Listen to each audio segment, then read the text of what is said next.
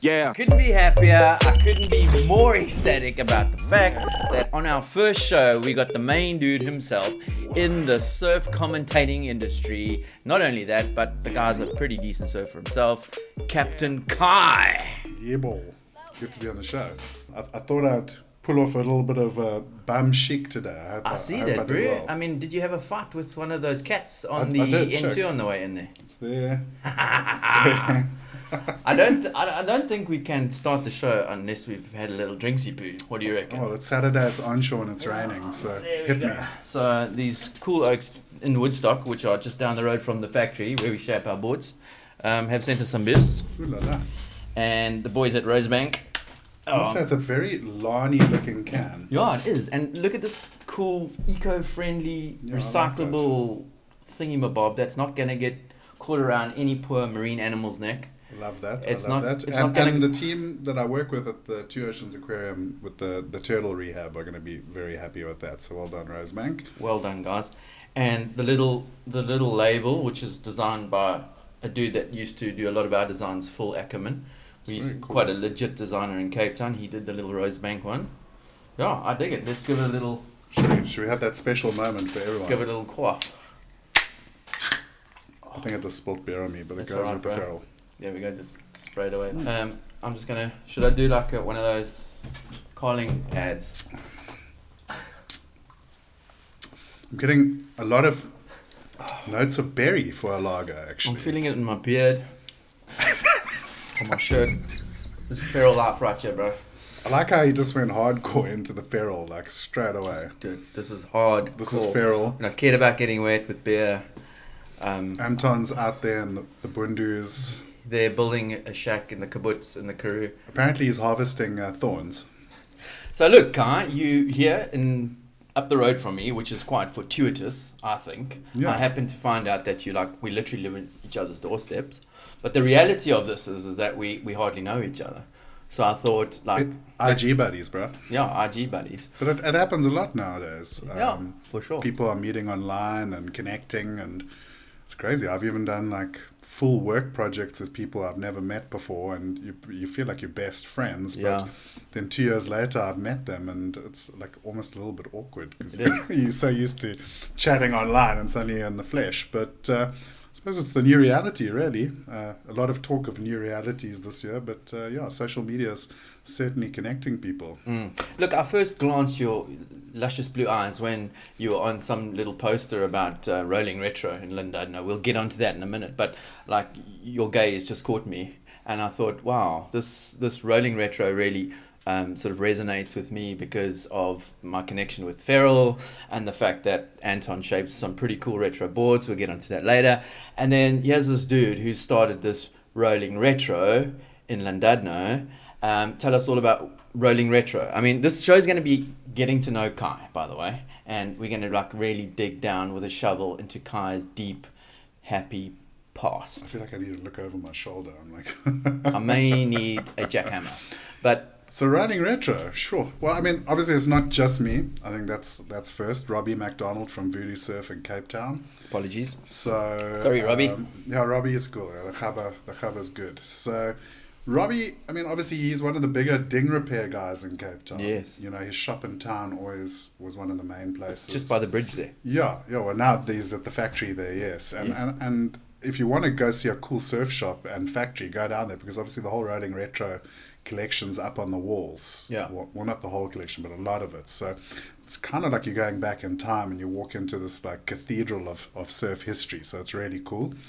But yeah, so Robbie had this collection. We had like pull boards out, and when people would come to get them fixed, he would slyly make offers of new boards and, you know, offer to buy them, and often guys would sell them. And next thing he had about 30 or 40 retro boards, all Right. like South African sort of bloodline boards. And Andrew Langer, Rooster, Yeah. was a good friend and often staying with me and let that know. And we all kind of just one night thought, like, how cool would it be for the Latino community if we just had a day when people could come down and ride the boards, because they always just sort of gather dust, you know.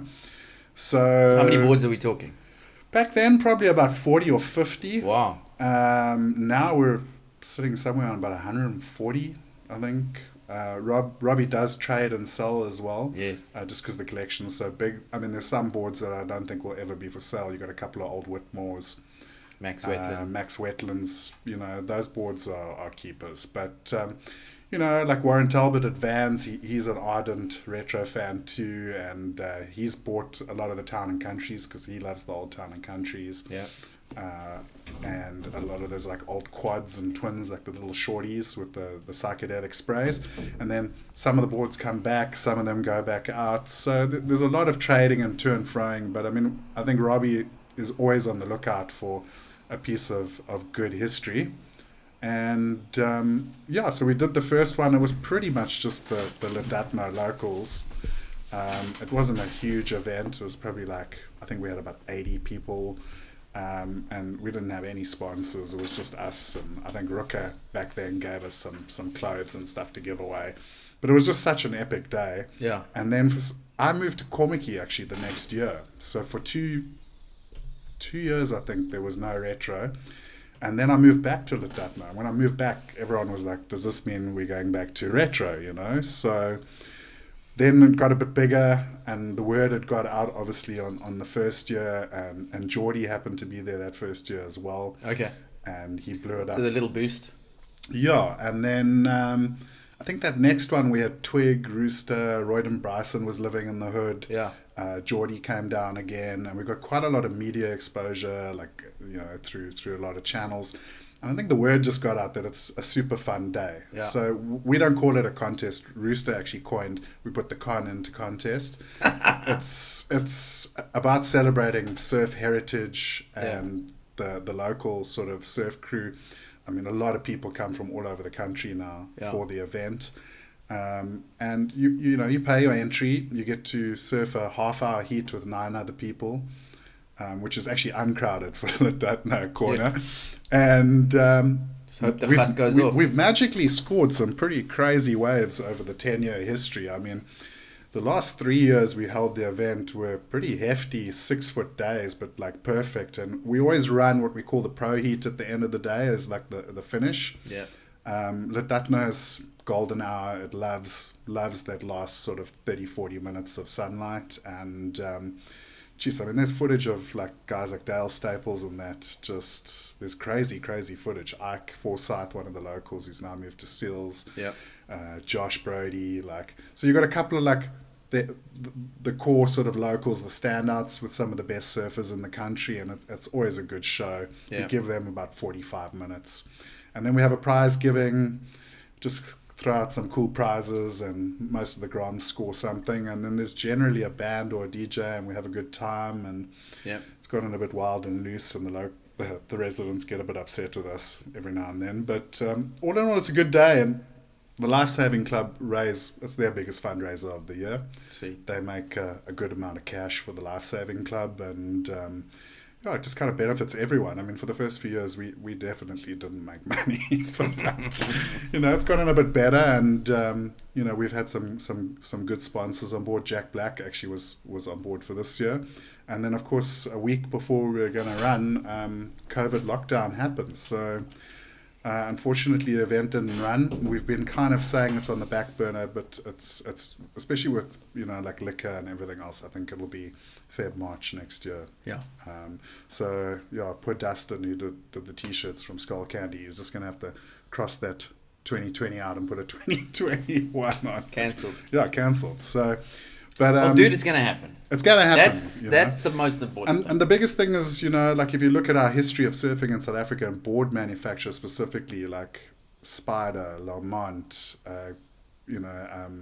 Graham Smith has shaped a lot of those boards too for a lot of different brands. Peter Lawson, Glenn Darcy, Des Sawyer, Titch Paul.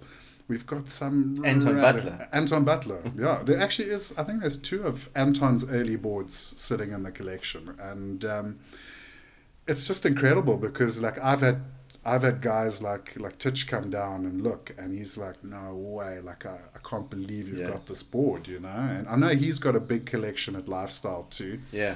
And it's been cool speaking to Spider because I'll show him a photo when I bump into him in Durban. I'm like, I've got this little 6'1" single wing power surfer, like safari, that Yeah. I found in someone's backyard back in the day, and I love this board. It's a bit small for me, but I've surfed pretty big dune on it, big airlines, and I mean, it's a beautiful board.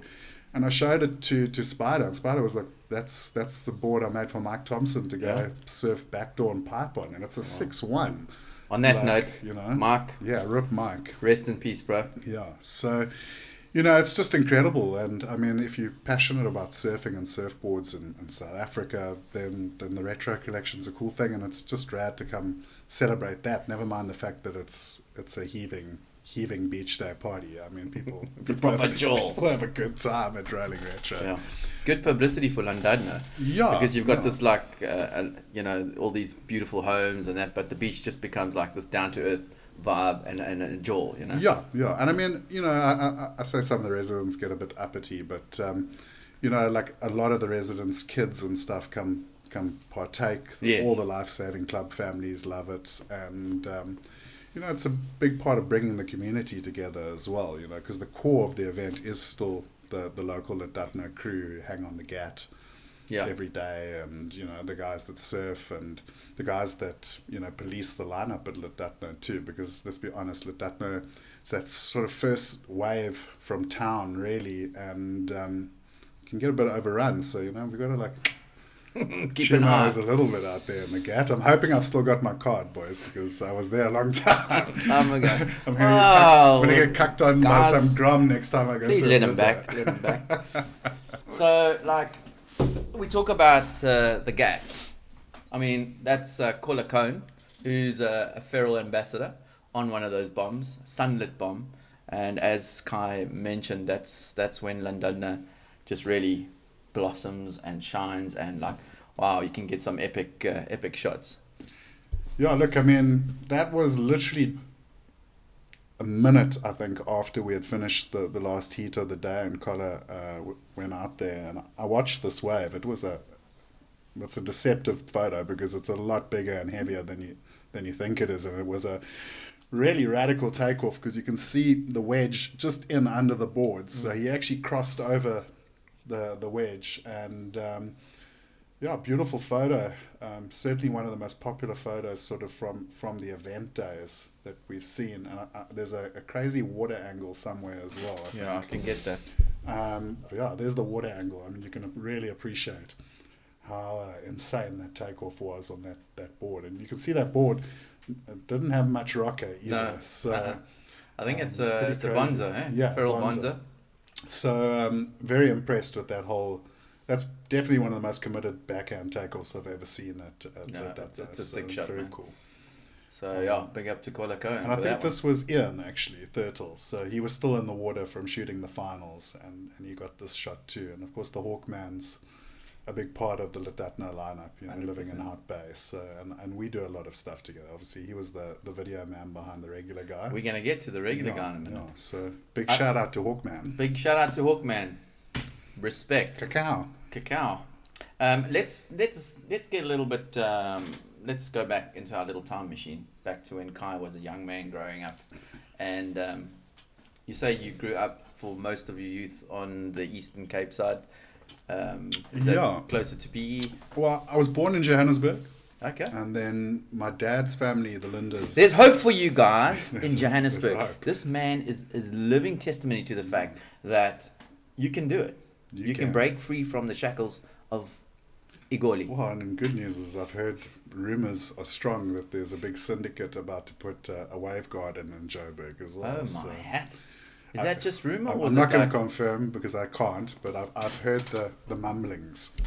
Okay. But yeah, so and then my dad's family have a place on the Crom River, at like far up the Crom River, and we went there for every holiday. And at four and a half, moved to PE. I think my dad loved sailing and Hobie catting, and within a year he was lost at sea. Hobie catting off Port Elizabeth. Really? Yeah. Wow. So lost at sea, and then, I mean, yeah, we stayed in PE. My mom is a teacher. She she'll clap me, English teacher. Taught at Collegiate, which is the big girls' school in Yeah. PE. I went to Grey. Okay. Um, Hence why he's wearing grey. Yeah, and Greys, stick with greys. most of the surf community would probably rip you off about being from Grey because it's quite a poncy, posh school. But I was fortunate enough to be really good at sports, so like rugby, rowing, and You're quite a man. I'm not a small boy. And, so what position did you play? I played loose head and hooker. Okay. First team Craven Week. Ended up going to Stellenbosch. You were a loose hooker. I was a loose hooker, definitely. I still am. And so Grey was cool, and we even started the surf club there with another mate of mine, Brad Saru. And not Saru. Sarua. Saru. And and the late Mr. Jones, he was an absolute legend, so rip to him too. He died a few years ago, but he helped us get that up and going, and the club's still going at Grey. And then, every weekend, every holiday, either Crom and St. Francis. Seals is where I had my first wave, where I had my first point break wave. Were you a naughty boy at school? I was pretty naughty. Did you get a few of the... up until standard 7, we still could get the caning. Actually, in boarding school in standard 6, the day boys. The head boy could still give you a hiding. Yep, I remember this. And if Foot's watching this, that cut-off pole really hurt, dude. But hit with a pole vault pole. It was all part of it. You didn't get hit with it, right? No, you got hit. Yes, we got hit. I used to get caned every Monday night. Was you had fangs in hostel. Yes. And if you had 6 fangs, it was 2. And I got 2 pretty much every Monday of my standard 6. Yeah. Mr. Cullen with his cane that used to creep around your leg. Oh, it's a beaut. But it's a rapper. I know a lot of people these days are anti it and stuff, but I don't know. I don't feel like it damaged me at all, and it did make us a bit tougher. And I do feel like some of the kids these days are a little bit poncy. Probably get torn apart by this online. But hey, dude. I was in the same sort of years as you. We probably have a very similar age. I'm matriculated. I'm not going to say when, but right up until standard 9, we were still getting caned. And yeah, dude, I was a regular at the HODs myself, and well, eventually it became like a badge of honor. Well, exactly. You'd run straight to the toilets. The dudes would want to see your the butt, length, your ass, basically, and then you'd show off your stripes. It's as simple as that. And it was like a symbol of honor. Well, Kai, you've overcome adversity, even though you went to a pretty posh school. Yeah. You overcame the wraparound cane. Now you still cane it, but in a different sense. Exactly. Carry on with your story. This is very intriguing. I'm going to have to crack another beer, though. Yeah, please. And so, I played rugby, life-saving, rowing.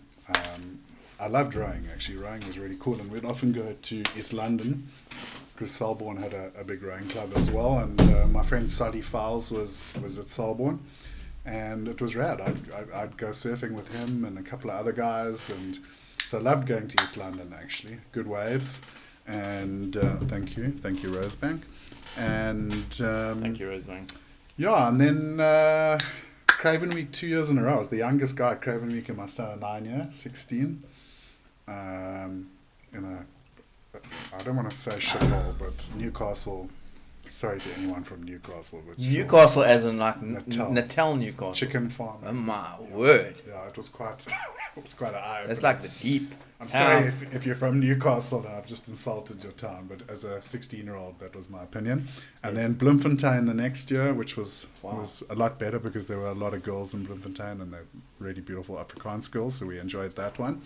And then went to Stellenbosch on a rugby bursary. So 4 years at Stellenbosch, which were drunken, fueled, incredible 4 years, surfing Cool Bay and Betty's Bay and all of those spots, and my first tastes of airlines and going up the west coast. Big shout out to Neil Kutzer, the first guy to take me out there, and that started a love affair with Airlines Bay and Lambert's on the west coast. Like I don't really miss Cape Town, but I miss the west coast. I miss time up there at Lambert's, hanging out with Albert Berger and his family, who are like born and bred there. And if you want to stay with someone up there, go check out westcoastwonder.co.za. They've got the best posies.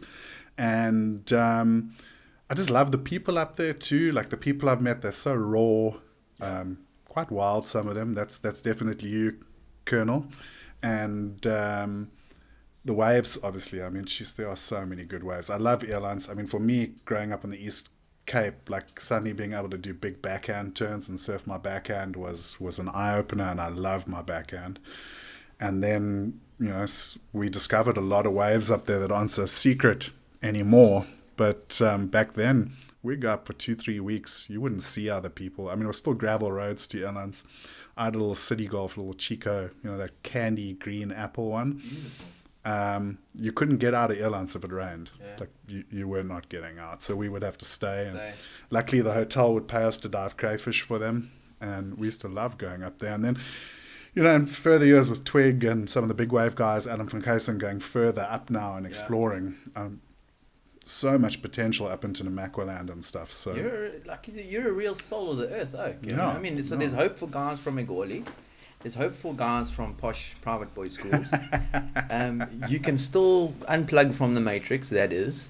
I suppose, I mean, commentating, obviously, for 12 years now, traveling around the coast and meeting all the families and people involved in the game, and especially the families, like doing the pro juniors especially has been like a really, and that's why I still do it.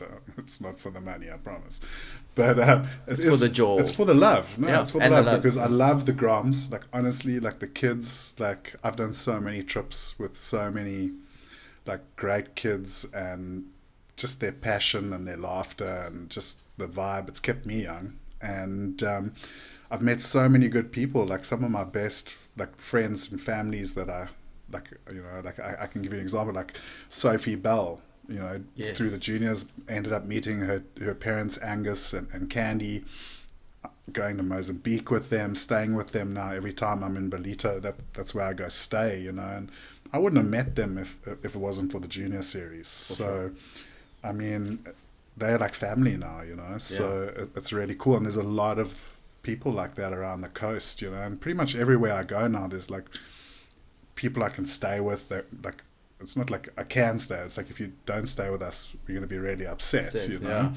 But it was interesting, like, as you talk about adversity, I mean, I was surfing lots in my 20s and Latatno, and I was fit, and then liquidated my event company, Intent, which was, we were the first guys to really do stretch tents and all of that, and worked in the events industry. I was just super stressed, and I wanted to move into my blog and doing the commentary and stuff, and some of that all happened. But what was interesting is, as I started living the dream, I maybe lived it too much. And after a long day of commentating, like, instead of like suiting up and going for a quick surf, I was like, let's go for beers. Let's go for beers and chowing. And before I knew it, 4 years ago, I was in California for the Adaptive World Champs. I went to go make a documentary on the SA Adaptive team, because I'm very passionate about the adaptive surfers. And while I was at the adaptive comp, I realized, like, it was a big light that went off in my head. A1, I knew I was fat. I was way overweight. Okay. And it was affecting my surfing. And I was only longboarding, really, because it was easier to longboard. Sure. In my head, I was like, I'm getting into longboarding, because you lie to yourself and you make excuses. But I was fat, and I realized I was always making excuses not to surf. Yeah. Oh, the waves are shit. Oh, like, let's go do this rather. And I started having a bit of a problem, which was something called, I'll be upfront, it was a thing called a fistula, which is right up your rectum. Okay. And not pleasant. And I got back to Cape Town after the worst 36 hours of my life, flying from LA to Cape Town. Went to see a doctor, and he was like, well, that's a fistula, you need an operation. But it's a pretty simple one, but it's going to be a hardcore recovery, because obviously they're going to cut down there. Wow. And then he was like, this doctor had never seen me in my life before. He was like, let's talk about the real elephant in the room. And I was like, my weight. And he was like, would you call yourself fat? And I was like, I'm definitely fat. Like, I'm weighing like 150. And he was like, Kai, you're not fat. You're severely obese. And most people are not going to say that to you, because they're going to be, you're a big guy, you got big shoulders. And it's true. People don't want to tell you. They don't want to look you in the eyes. I'll say one guy, photographer Craig Kaleski. Craig Kaleski, for like 2 years had said every time, and he had lost a lot of weight, and he was always like, Kai, bro, you got to do something, bro. Like, he was the only person that was like, would look me in my eyes and say, it's upfront with you. yeah. But and I don't blame people. I mean, we lie to ourselves. Like, much easier to lie to a friend or to a family member, you know. But like, now I'm like Craig. Like, I've been down that road. Like, I will, if I care about someone, I don't care if they get upset with me. I'm going to be very upfront with them, you know. And this doctor, he said, I'm not trying to scare you. I'm trying to fucking terrify you. Like, you're going to be dead at 50 if you keep going. Type 2 diabetes is on your shoulder. And you need to lose weight, and you need to lose a lot of weight. So I walked out that office. I was staying with Marcus Musler, who does Ultimate X and all of those events. His wife, or his partner, and him were very, very supportive. And that next week, we ate 800 calories a day. And I lost 8 kilos in a week. And then the doctor cucked on me because he was like, you shouldn't be going under 1,200 a day as a grown man. So then that doctor gave me the full rundown on calories and burning calories and the whole deal. And he was like, look, you need to stay under 2,000 calories for 2 years. And then you'll lose the weight and you'll get down to like 90, which is where you should be. Sure. So I was like, well, I'm going to go 1.5. And I did a whole year of no alcohol. It was the first year of the City Surf Series. No, second year of the City Surf Series. Like the tour, all the events. Not drinking's hard. Like, you know, it's very social. Like going to like flight night events with Monster Energy, Ultimate X, Dark Fest. Like, everyone's very social, very like a lot of drinking on the events. Yes. But I got through it, and the weight literally started falling off of me. And I mean, I lost 45 kilos that year. That's brilliant. And then obviously as the weight came off, started shortboarding. Yeah. And then on the city surf events, I was literally the first guy in the morning because Ian was always with me, Thurtle, and he wanted to shoot. So I'd paddle out first. Like, the pros would be rocking up in the lineup, and I'm like, hey, how's it? And yeah, I fell in love with, like, as the weight came off, like, my shortboarding came alive again. And then moved to St. Francis and started spending more time in supers. And like, as a kid, like in my teens, like, supers was the wave. Like, I was very fortunate that I got to surf it so much as a young guy, and that love affair was firmly reawoken. And I mean, now if supers is on, I want to be there. Like, it is the best wave for me in the world, and I've traveled a lot, but for me, there's something about that wave. I mean, I'm a bigger guy. It gives me that canvas to really put my board on a rail, and I just love it. So yeah, like, it's been 2 years now. I drink again, but like not as much as I used to. I'm certainly way more aware of what I eat and what goes into me. And I've had fluctuations. You put back on. It's crazy. Like, emotional eating's a real thing. Yes. You know, going through hard times now, like this year has been like crazy. If I drink too much, I can see the weight spike. But I watch my blood sugar now. I test at least 2-3 times a week. So I'm much more aware of it, and I can lose weight easier now too. So I've put on 3 kilos. Yeah. 2 weeks of like watching what goes in, and I'll get it off. So you start learning how to maintain and balance, you know, and I mean, it's the best thing I ever did. I mean, you know, I've just done a web show reviewing surfboards at 43, and yeah, let's talk about that. I mean, thanks for opening up and letting us know your story. I mean, it just seems like that the adversity that you went through in the past has kind of set you up to have this spirit in you to kind of like not only like have the ability to fight back, but to want to make changes if need be. And I mean, I know it's cliche, but like, life is about failing and then getting back up on the horse, and you've certainly done that. And I appreciate the fact that you kind of like quite candid and open about this. And it's motivational. It's motivational for young kids who are going through similar things. Not only young kids, but like even guys sort of our age. And it's cool, man. So like, kudos to you for doing that. It's another freaking cliche word, kudos. But like, that's so rad. So let's get on We to should get the a little bell for those. yeah, Ring. kudos. Like, big up to you, bro. So let's get on to the regular guy, because this is an interesting show. This show isn't about like this is the performance board and you got to go out and buy it. This is a show that is for, and I mean, it says it in the headline, the regular guy. It's for you and I. We are seeing boards that Kai is reviewing that are for, and he's candid about it, the sort of slightly bigger guy. And tell us about the regular guy show. Yeah, I mean, you can see by the logo. I mean, when I started the blog, Dachi actually was very kind enough to do the logo. And like over the last 2 years, it's interesting. Like Ian and I were driving a lot between the contests and stuff, and I was always like, I love like Stab in the Dark, amazing. Yeah.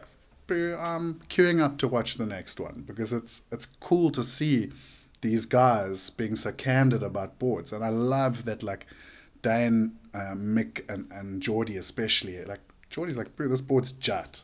Yeah. Like, don't put this one to market, you know. And that's amazing. That's Yes. like, it's cool because that's what a review is. No, for sure. The problem is that Dane, Geordie, okay, maybe Dane a little lesser because he's almost as big as me now. But Yeah, we'll edit it out. Don't worry. Dane will have a laugh. He's good. He'll just want me to send him beers. You know, like Geordie and Mick especially, like Mick going like, I love this board. It's amazing. Yeah. Really? Really? Like, it's not amazing for yeah. me, bro. No, for like sure. I'm struggling on that thing, you know. And having said that, like if I look at Geordie, like the Matrix is one of the Smith's new performance models. Maddie McGillivray is riding it as his contest board. I've had a Matrix and it was incredible. It really was good. And I've had a 44. Love the 44. Like one of my favorite shortboards ever. But Sure. I think there is a lot lost in translation between, you know, and I kind of sit in the middle. Like I'm definitely not a pro. I'm not a kook. Yeah. I can surf. I've surfed for 30 years. I work in surfing. I'm paid to analyze surfing. That's my job.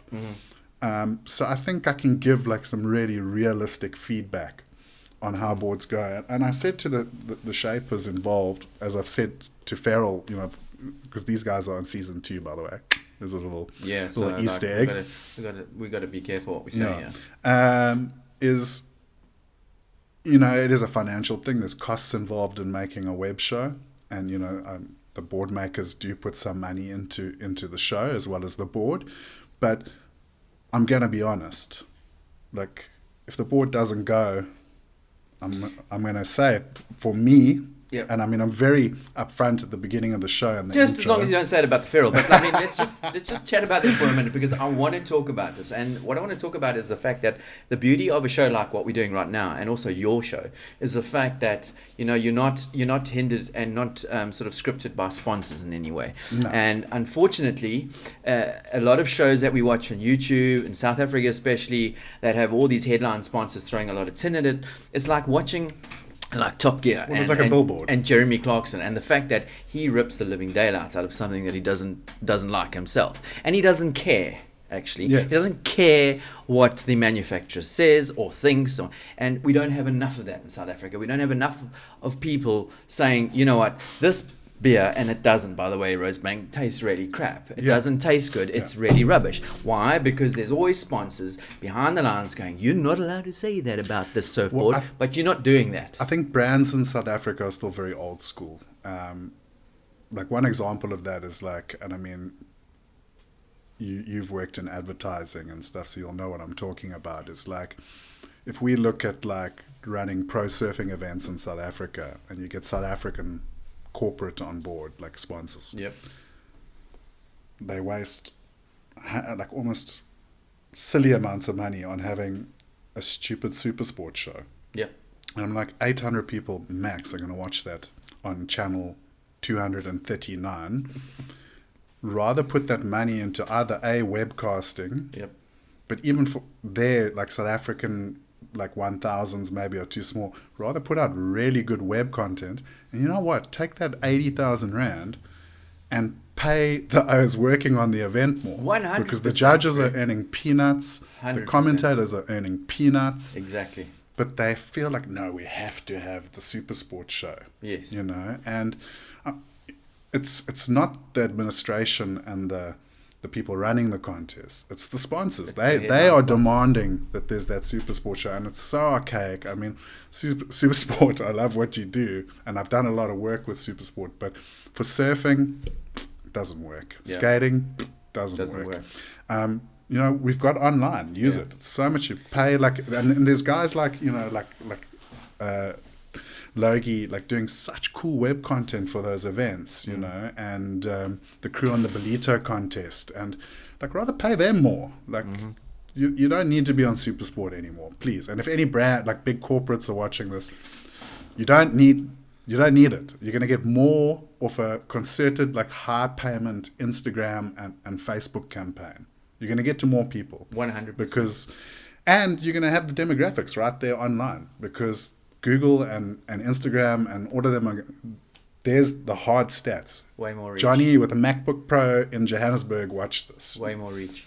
Yeah, look, can I just chat about that for a second? Because I think at this point, I'm trying to sort of get the message across as to what Ferral Life is about, and what we see Ferral becoming as a brand and as a lifestyle brand. And you hit the nail on the head about the counterculture and the fact that it doesn't work with sort of how headline sponsors want to manage and manipulate how things happen.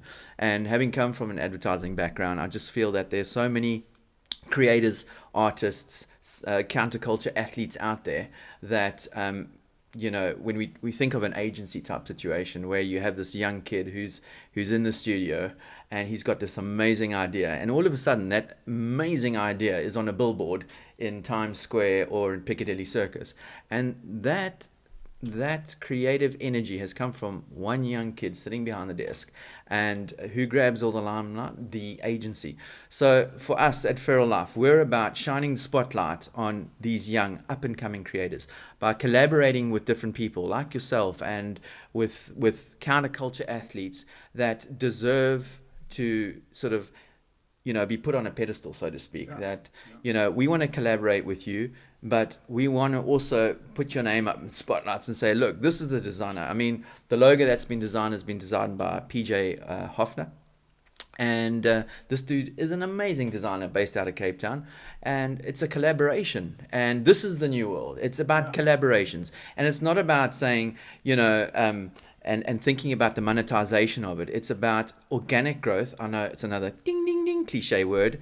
And about working together and not seeing each other as a threat anymore, and go like, how can we work together and like assign respect to those who are good at what they do, basically. Look, I'll give you a perfect example, and I mean it's a poo-poo subject in surf commerce in this country, but it's the perfect example. South Africa is a very small community. I mean, A1, just South Africa's small. Yeah. Now you talk surfing, and I mean, we've probably seen phenomenal growth over lockdown because surfing actually has boomed. But, you know, I look at Mr. Price. Mr. Price came in, South African brand, frothing on surfing. Obviously, their business practices maybe like not as good as some of the core brands. You know, I understand that side of things. But they were willing to pump a shit ton of money into South African surfing. They weren't even allowed to advertise in Zigzag, you know, and I won't go into all the politics side of it, but they were blocked. I mean, this is common knowledge. Everyone knows it. And like, I understand as the owner of another brand and the owner of another brand why it happened, but how much did that hurt South African surfing? Because there could have been, you know, so many more surfers sponsored, so many more contests. And for me, that was a worldwide commercial decision. Yeah. But in South Africa, we shouldn't be thinking worldwide. We should be thinking South Africa. We are such a unique place and such a unique, you know, commercial sort of space. Yes. And in South Africa, there's no space for you versus me.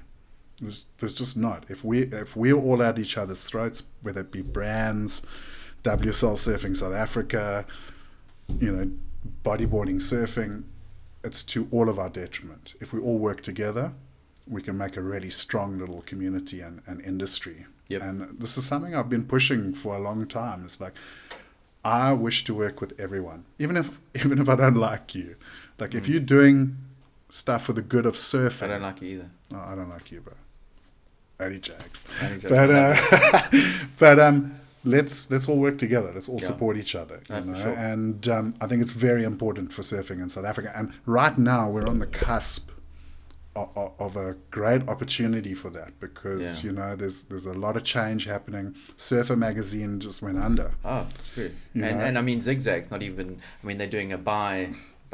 Four Exactly. annual. I mean, having said that, I got the latest edition and I'm quite impressed. It's a nice, nice big coffee table product, and it's cool, and it was worth $150, which I first gulped at. But good work, Andy and team. Like, you know, they've rolled with the punches and they're trying something new, and that's what you got to do too, because the web is taking over. But it was interesting. Surfer posted an article on their website, you know, saying like, is COVID the death of pro surfing?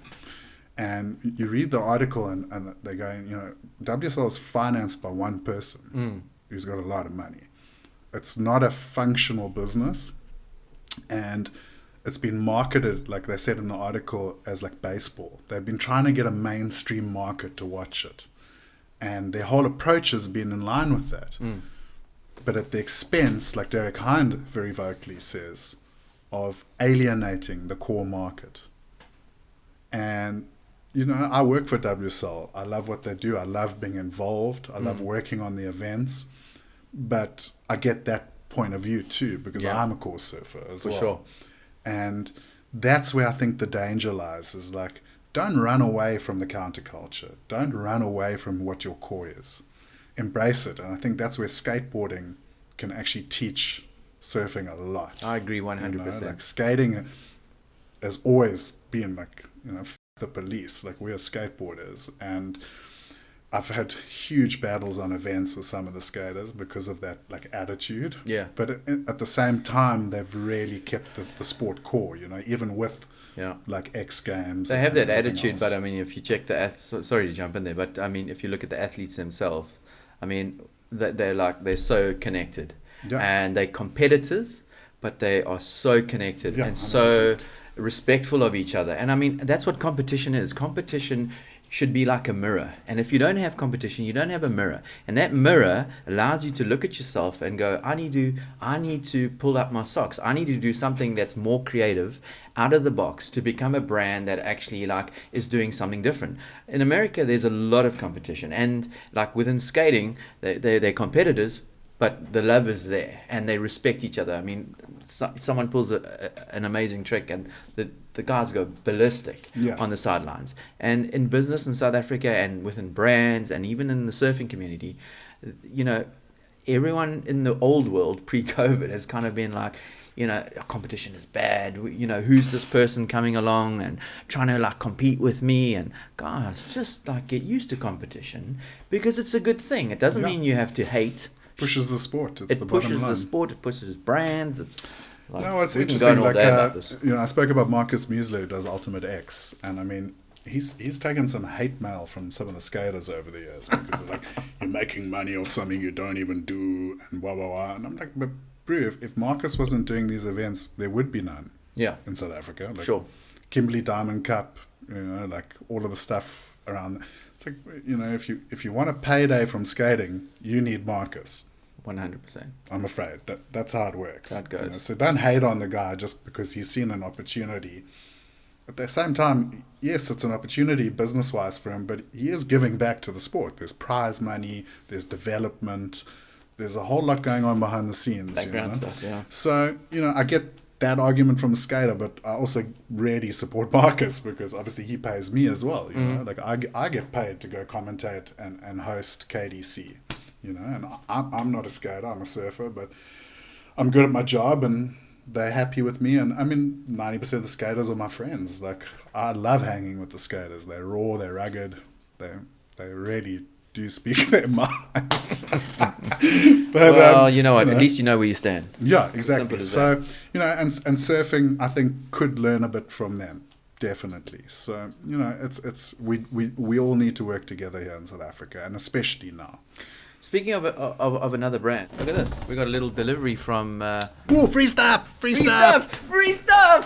Normally Throw me there's sweets. pack of grams this is going crazy. this is Mami Wata. The world's brightest brand. The world's brightest brand. Look at this, Kai. We got a tea here. Oh, I do like that. It's a little. I don't want to dip it in beer though. This just came in the mail, by the way. I'm not going to do a KC Neistat. It's got a nice play on the old line matches. Eh? Yes, it is I actually. like that. We got some trunks. Oh, these look good. We got a little. What did you call them? Granddaddy caps? Daddy caps? Those are liquor. Daddy badass caps? Yeah, look, they're in. We got another t-shirts. Oh yeah, the daddy caps are in. We got a little Mami Wata. There's a little story about this logo and what Mami Wata means actually, and I challenge you to go and Google it, but find out what Mami Just Wata listening means. to it, it's like mummy and water. So. Mummy water. There we go. Anyway, we got a whole box of teas and Jeez, that is a baggies and packer all kit. sorts of fun things. Yeah.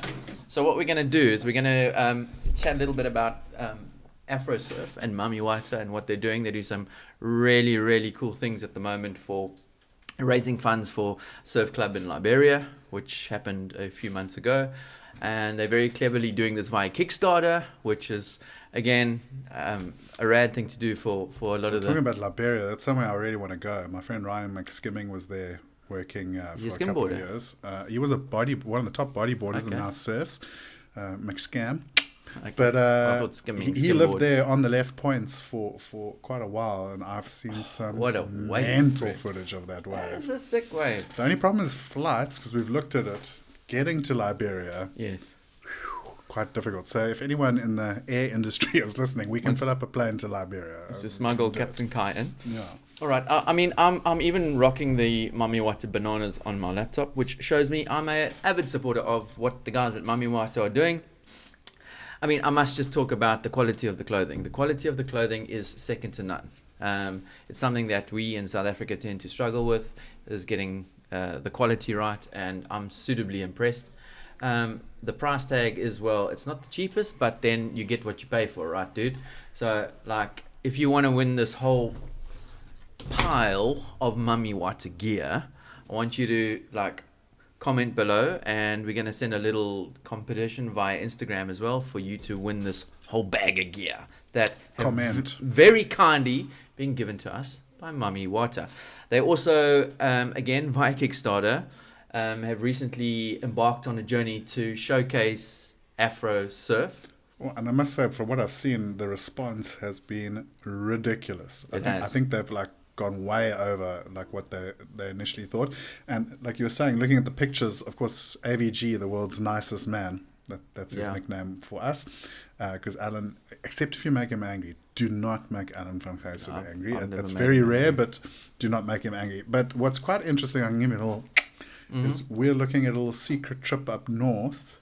Right. With Alan and Ian, and with Jose Faulkner and Simon Mkize. Lovely. Because Dachi and I have a new MPO called Amandla Surf Foundation. Okay.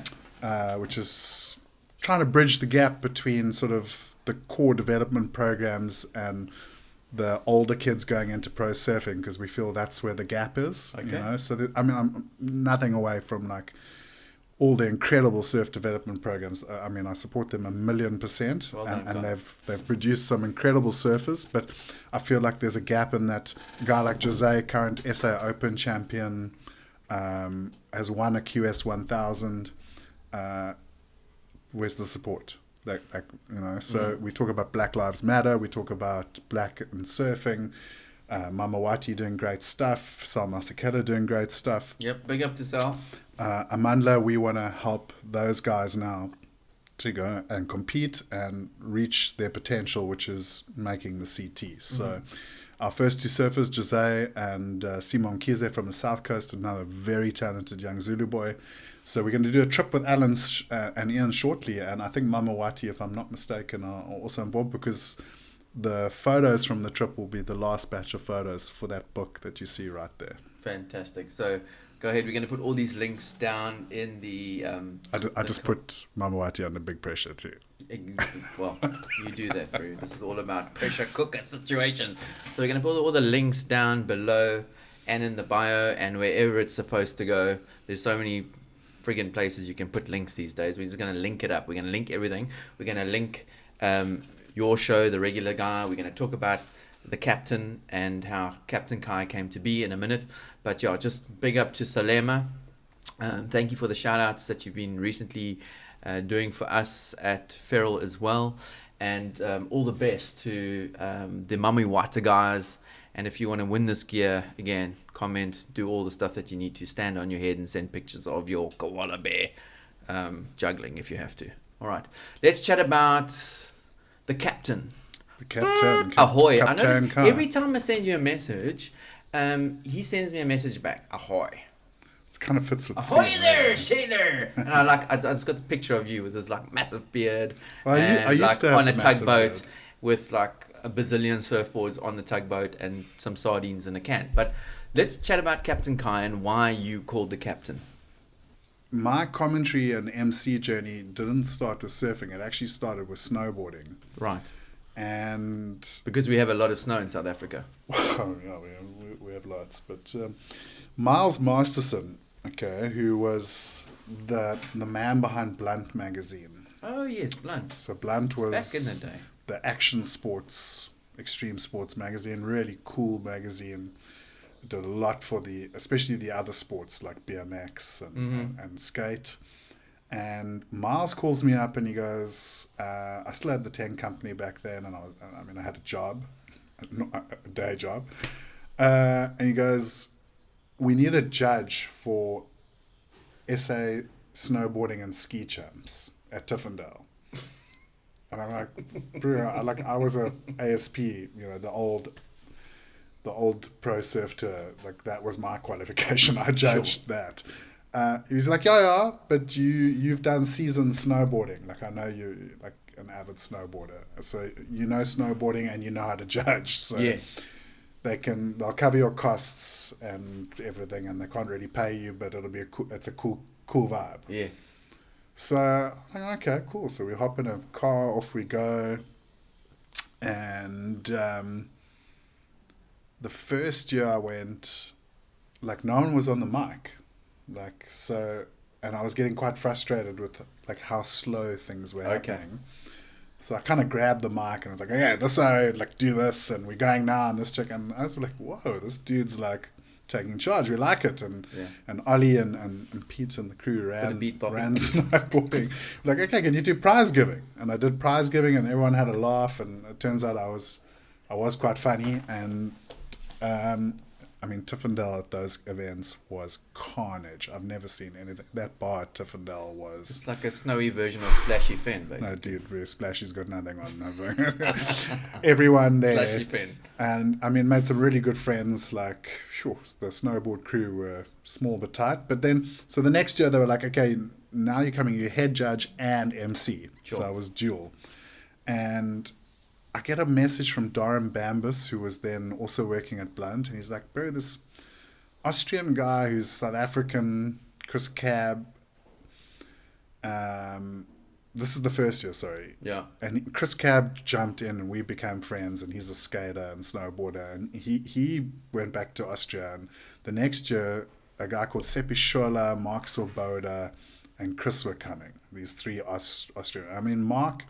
Seppi's got a whole lot of crazy shit going down now with his Love brand, and Mark Swoboda was like one of the top up and coming like European snowboarders, and Chris was just a wild man. But they wanted to do a trip up the east coast to Durban and then go visit Dallas Oberholzer at Thousand Hills, and go skate that, and then we'd go to Tiffindale for quick snow. So on that note, I was once in a competitor with Dallas at a pool competition. Okay. Skating pool competition in Pietermaritzburg. Amazing. Shout out to the Pietermaritzburg crew, because that's where I grew up. But this is not about my life story, but your life story. But yeah, I was in a heat with Dallas actually. What a stand-up gentleman that man is. Let's chat about him at some point in the future. In a pool, Dallas, yeah. But anyway, so these three Austrians arrive, and I knew Chris already, and he's crazy.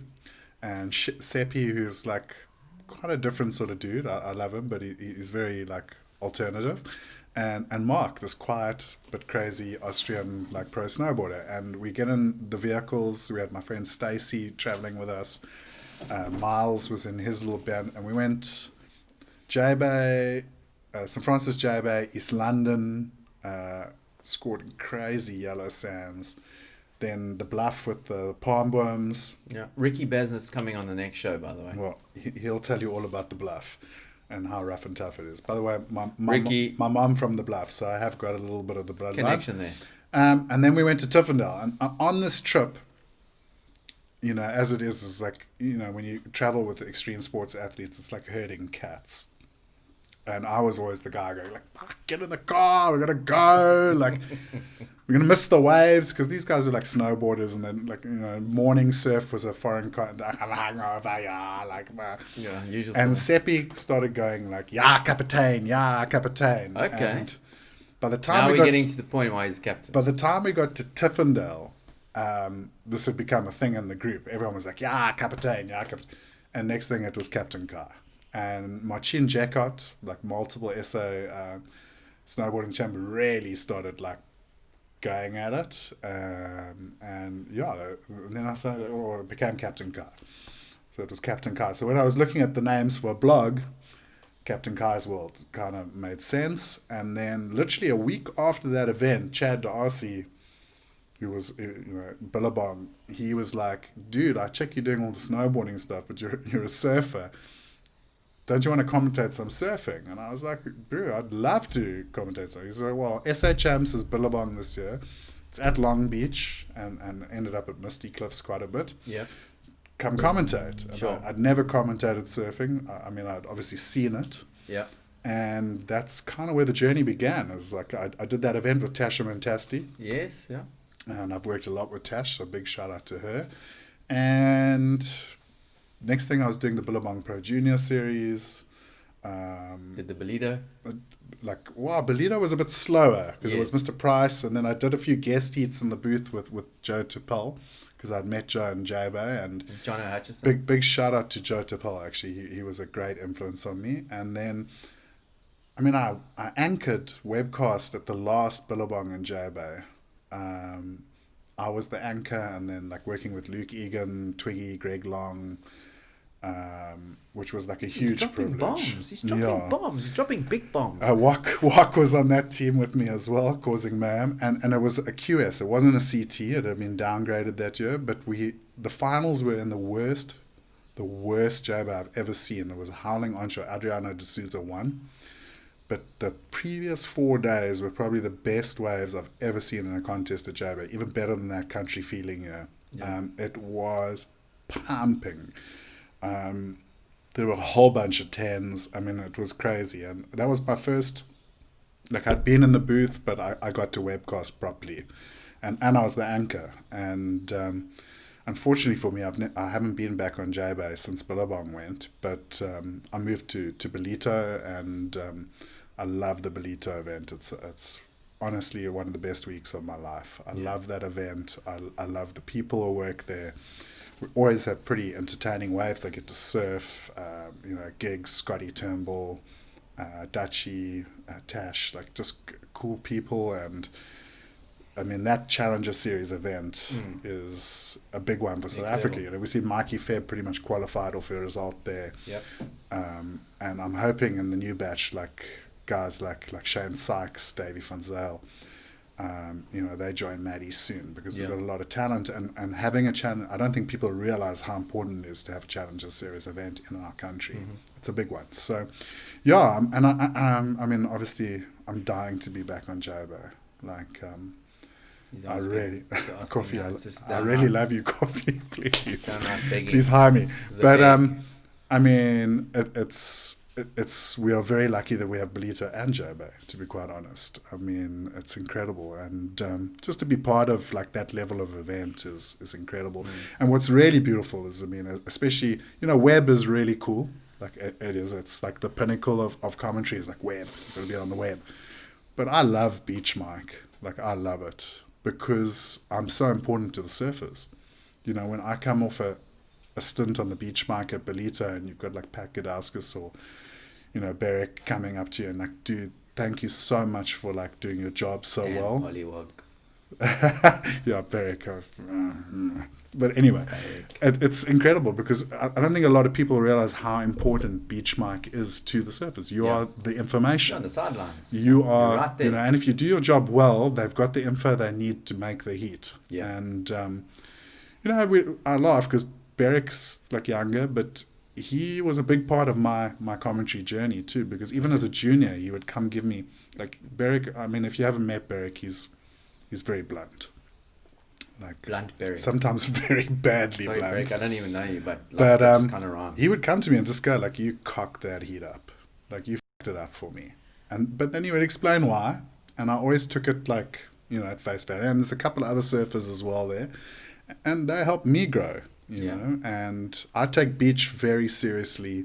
Like when I'm on the beach mic, I want to be the best commentator there is because I am partly responsible for that surfer making the heat because they need the information. They need it timelessly. They need it clearly. And a couple of good head judges over the years, like Batano and them at Belita, have also really helped me there. And it's cool. Like you feel really part of it, So it's a cool part of the journey. I've got this feeling that we're going to run out of space on our Instagram feeds and like the YouTube video of the amount of people that we're going to have to tag, because you have like probably name dropped about like over 200 different people. I work with a lot of people. You work with a lot of people. Like you are the captain. Yeah. You are the captain. So guys, here's a little tip. Okay, www.CaptainKaiWorld.com if you want to learn how to overcome adversity. If you live in Joburg, you've been to a private school. You've been obese. What else? You lost at an influencer campaign for Pollywog, and you over 40, and you having to like do your best to really in a difficult time. We've all got war stories about this whole thing, but here's a dude that has overcome adversity. This is like a sorry, well, actually, on that this subject, is a tearful moment. You can see you can see the beanie on me. Yeah. Obviously, COVID. I mean, we haven't had a job this year in the events industry. Yeah. Everything was like Ultimate X, Rolling Retro were like back-to-back weekends, and COVID was like Yeah. Cyril was like and the first season of the regular guy, I had a big brand like beer company lined up. Cyril went, no more booze. Sorry, you can't sponsor. So it's been a year of adversity, and I'm just gonna. On that note, I'm just gonna finish this. I did a Thunder Fund with hoodies, caps, and beanies, and a lot of people ordered, and that money has helped me get through this winter and survive. So thank you, people. Big shout out to everyone who helped me. Thank you, people. Well, dude, I mean, on that note, and huge thanks to you. And, after all this time that we spent together, I think you're a pretty decent guy. Thanks, bro. I like you too. Even though we haven't, had a proper session together, and, I'm just a little bit... The day is young. The day is young, and I'm a little bit embarrassed to sort of, admit that I'm a longboarder now, so... Longboarding's cool, bro. I've got all the excuses in the world, but... I've got my tenor, I've got my log still, so it's all good. I love I just fell in love with shortboarding, and then I discovered twin fins, which I'd never surfed before, bizarrely, in 30 years, and suddenly I'm a big fan. CaptainKai, he's the dude that has very kindly agreed to be on our inaugural maiden voyage of Ferral Life, and thanks very much, dude. Big up. Boom. And big thank you to Ferral and yourself. I think this is a cool concept, and we need more of this in our market. And stoked you guys are on board for the next regular guy. Keep eyes peeled. End of November, beginning of December. Make sure you say good things about it. I'm sure the board's going to fly. I'm looking forward. You know what I'm really looking forward to? What, dude? Is seeing what comes from you guys. Because there's so much. I've seen so much crazy art and resonance out of it's going to be next level. So don't be shocked when you see what excited. You open. You guys can go wild. I'm gonna leave it at that. Cheers. Thank you. Thanks for watching. Cheers, Kai.